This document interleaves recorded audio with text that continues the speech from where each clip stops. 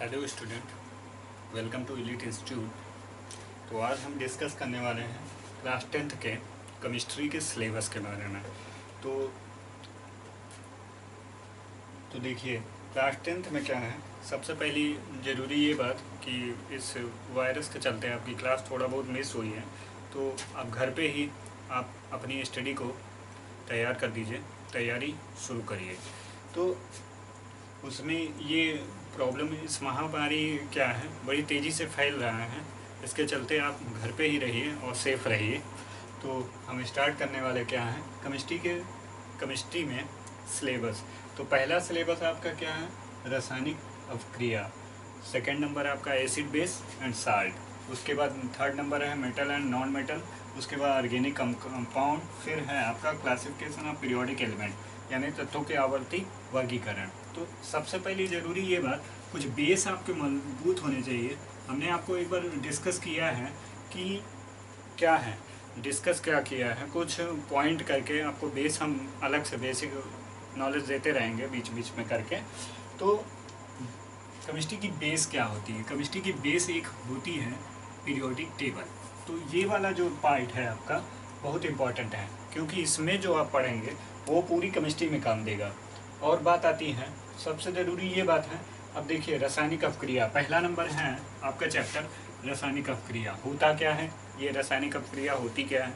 तो देखिए, जब दो कंपाउंड आपस में मिलकर एक नए कंपाउंड का निर्माण करते हैं, या दो तत्व या परमाणु आपस में मिलकर जब एक नए उत्पाद का निर्माण करते हैं, तो वो क्या बन जाता है, रासायनिक अपक्रिया। जैसे आप सब कोई भी काम करते हैं, जैसे खाना बनाना हुआ, तो आप खाना बनाते हैं जब हैं, तो एक केमिकल रिएक्शन तैयार होती है, वहाँ पे एक केमिकल ही रिएक्शन होती है। कुछ तत्व परमाणु इज लाइक क्या, टमाटर भिंडी वगैरह जो भी सब्जी बनाते हैं, तो उन सब का एक सार होता है, उसको मिलाया, मिक्स किया, उसके बाद केमिकल रिएक्टिविटी की, और आपको एक नया चीज़ मिलता है या नहीं मिलता है, तो वही क्या हो जाता है, रासायनिक अपक्रिया हो जाती है।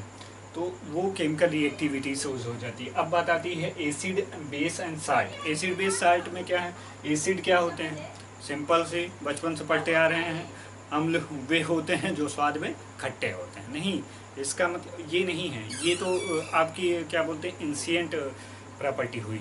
इंसिएंट का मतलब है पुरानी परिभाषा। नए में क्या आता है, हाइड्रोजन। हाइड्रोजन होना जरूरी है। जो H+ आयन देते हैं वो क्या हो जाएंगे आपके, क्या, एसिड।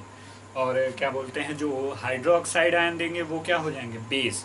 और इन्हीं दोनों से जो मिक्स करके बनता है दैट इज कॉल्ड क्या, साल्ट। उसके बाद नंबर आता है मेटल एंड नॉन मेटल का। मेटल एंड नॉन मेटल में क्या होता है, मेटल जो होता है वो क्या बोलते हैं, धनायन बनाने की प्रवृत्ति रखते हैं, और नॉन मेटल क्या होता है, ऋणायन बनाने की प्रवृत्ति रखते हैं। और मेटल में बहुत सारे गुण होते हैं, जैसे धात्विक चमक, मेटालिक क्या बोलते हैं, उसमें शाइनिंग होनी चाहिए, अगर शाइनिंग नहीं है तो वो नॉन मेटल हो जाएगा।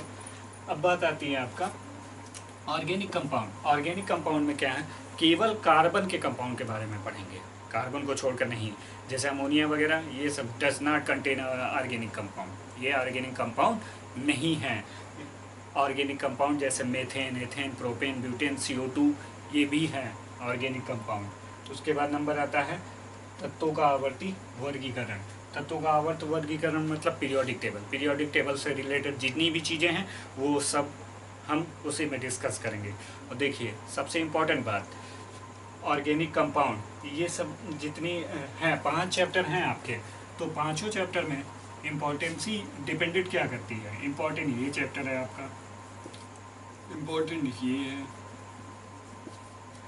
ये उतना ज़्यादा इम्पोर्टेंसी नहीं है। तो ये दोनों भी हैं, बिना इसके तो रिएक्शन नहीं कर पाएंगे आप। रिएक्शन के बारे में पढ़ेंगे, इसमें हम टोटली रिएक्शन वगैरह पढ़ते हैं। उसके बाद एसिड बेस साल्ट वगैरह, पीएच वैल्यू वगैरह आप जानते ही होंगे, वो सब उसी में इसमें हम डिस्कस करेंगे, किसमें, एसिड एंड बेस साल्ट में। तो अब देखिए, एक चीज़, एक क्वेश्चन है आपसे। अब कहा जाता है कि एटमॉस्फेयर में सबसे ज़्यादा पाई जाने वाली गैस कौन सी होगी, बताइए। देखिए, एटमॉस्फेयर में सबसे ज़्यादा पाई जाने वाली गैस क्या होगी, नाइट्रोजन। देखिए, नाइट्रोजन आप कहते हैं 78%, ऑक्सीजन कितना, 21%। मगर कभी कभी ये सोचा है कभी आपने कि हम तो ऑक्सीजन बहुत ज़्यादा यूज कर रहे हैं, हमें लग रहा है हम ऑक्सीजन बहुत यूज करते हैं, तो कैसे आपका ये क्या बोलते हैं नाइट्रोजन बता रहे हैं। हाँ, तो ये क्या बोलते हैं, देखिए नाइट्रोजन क्यों ज़्यादा है, तो नाइट्रोजन क्यों ज़्यादा है क्योंकि आप केवल ऑक्सीजन सांस लेने के लिए यूज कर रहे हो, जीने के लिए। और नाइट्रोजन जितनी चीज़ें आप खाते हो, चिप्स पापड़ से लेकर जितनी पैकिंग सामान है सभी में नाइट्रोजन होती है। 5 रुपए का लेस चिप्स खरीदिए, तीन रुपए की आपको नाइट्रोजन गैस मिलेगी। 2 रुपए का चिप्स, 4-5 तो चिप्स रहते हैं, इससे ज़्यादा रहेंगे नहीं उसमें। ये है, इसलिए नाइट्रोजन अवेलेबिलिटी सबसे ज़्यादा है। तो आज का ये आपका सिलेबस था। अब हम क्या बोलते हैं नेक्स्ट वीडियो बताएंगे आपको। पहला चैप्टर स्टार्ट करेंगे आपका रासायनिक अवक्रिया।